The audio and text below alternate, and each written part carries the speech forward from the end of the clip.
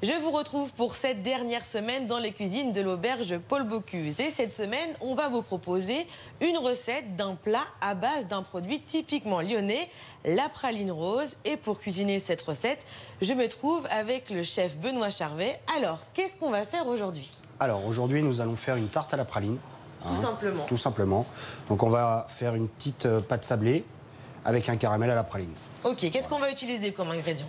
Alors, pour la pâte, nous avons de la farine, du sucre glace, du beurre, d'étré de préférence, un jaune d'œuf, de l'eau, et on a mis un tout petit peu de sel dans la farine pour exaucer un peu le goût. Pour le caramel à la praline, on a préparé donc la crème épaisse d'étré. D'accord. Pareil. Et on va y ajouter les pralines roses. Ça donne faim en tout cas. Voilà. On commence par quoi? On va commencer par la pâte. Tu vas le sabler, ce qu'on appelle sabler avec le beurre. D'accord. Donc en fait... Ah ouais, directement sur la table. Bien sûr, voilà. C'est mieux.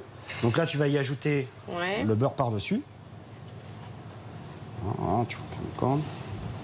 Et donc là, on va procéder au sablage. D'accord, donc il faut que j'écrase. Donc tu écrases légèrement, bon, il va falloir mettre un peu les mains. Voilà, tu fais un premier sablage, ce qu'on appelle, donc beurre, farine.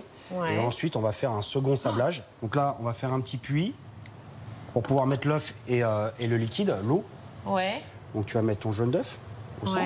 Voilà. Donc c'est normal, ça colle au départ, c'est tout à fait normal. Après, ça va se... Et une fois qu'en fait la farine va absorber les liquides, tu auras quelque chose de vraiment homogène.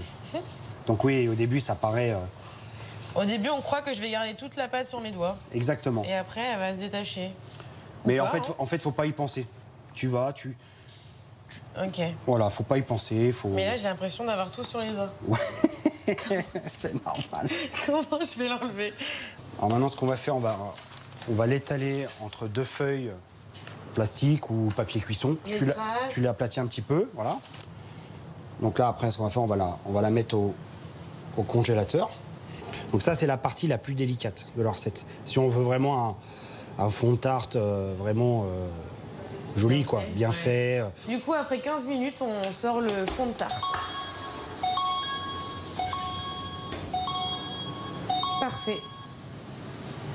Tu verses tout dedans. Tout d'un coup? Tout d'un coup. Allez. Voilà. Tu vas tout mélanger.